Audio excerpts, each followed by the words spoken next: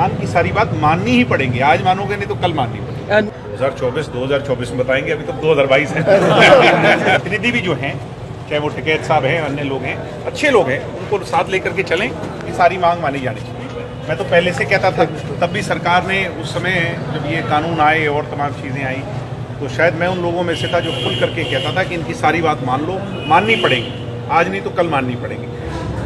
मैं ये मानता हूँ कि इसकी पूरी जांच होनी चाहिए, गंभीरता से जांच होनी चाहिए। प्राइमा फेसी देखने से ऐसे लगता है कि ये एक गहरा षड्यंत्र है और पारिवारिक तौर पर भी जो उनके लोग हैं वो ये कह रहे हैं बार बार। गोवा में शुरू में इसको कह दिया गया कि ये सिर्फ हार्ट अटैक था, उसके पश्चात इसमें बहुत सारी चीज़ें और निकल करके आई, जिसका मतलब स्पष्ट है कि ये गहरा षड्यंत्र है, मगर इसकी जांच से पता चलेगा कि तो परिवार सीबीआई की जांच मांग रहा था, क्यों नहीं? निश्चित तौर पर हम भी इस बात के पक्षधर हैं कि जो पारिवारिक लोग चाहते हैं उस हिसाब से इसकी जांच होनी चाहिए, चाहे सीबीआई से हो, अगर वो चाहें कि सिटिंग जज से इसकी जांच कराई जाए तो वैसा हो। मेरे हिसाब से अगर सीबीआई की जांच हो तो भी मेरे हिसाब से उससे सच सामने आए। खुशी है इस बात को लेकर के कि राजस्थान वीरों की भूमि पर, जैसा स्वर्गीय चौधरी देवीलाल जी के ज़माने में वहाँ के लोगों में एक एक्सेप्टेंस थी, जनता दल में थी और अन्य दल जो थे उनके उसमें थी, आज जननायक जनता पार्टी, उनके विचारों की पार्टी को वहाँ के लोगों ने वैसे ही अपने गले लगाया। और आप ये हैरान ही मानेंगे कि पहली बार में जाकर के विश्वविद्यालय में फतेह हासिल करनी, उसके साथ 12 ऐसे कॉलेजेस हैं जिसमें हमारे प्रधान और अन्य पदों पर साथी जीत करके आए हैं।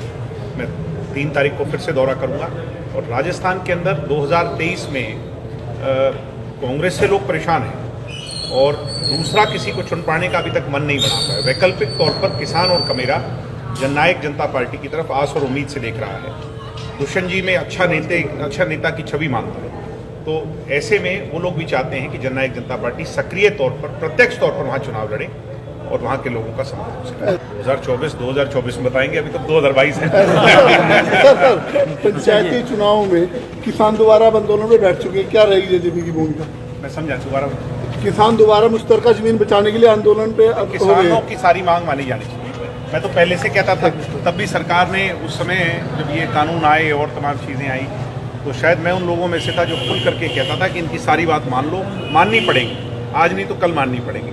अभी भी मैं कह रहा हूँ किसानों की जो कोई भी बातें हैं माननी चाहिए, उनको सरकार को माननी चाहिए। सरकार किसानों की सोच की है और क्योंकि देश का राजा किसान है, देश के लिए सबसे बड़ा बलिदान किसान का है, कमेरे का है, और किसान की सारी बात माननी ही पड़ेगी। आज मानोगे नहीं तो कल माननी पड़ेगी। मुश्तरका जमीन की लड़ाई लड़ रहे हैं, बीजेपी छोड़कर जेजेपी में शामिल हो रहे हैं। नहीं, ऐसा कोई नहीं है जिसका, देखो राजनीतिक तौर पर कई जगह इलाके के हिसाब से भी होता है और हिसाब से भी होता है।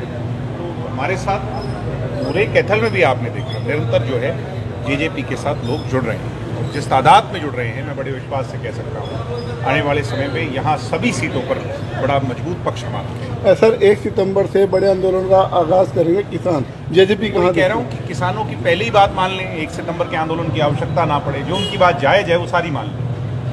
मुश्तरका जमीन की लड़ाई लड़ रहे हैं सर, वो उनकी छीनी जा रही है। मैं कह रहा हूँ कि जो जायज़ मांगे हैं वो सारी मान लेनी चाहिए, इस पर चर्चा होनी चाहिए, उनको बुला लेना चाहिए। पहले भी तो बुलाया था, बुलाना पड़ा था, तो सरकार कहीं भी एडमेंट ना हो, उससे नुकसान सरकार का होगा।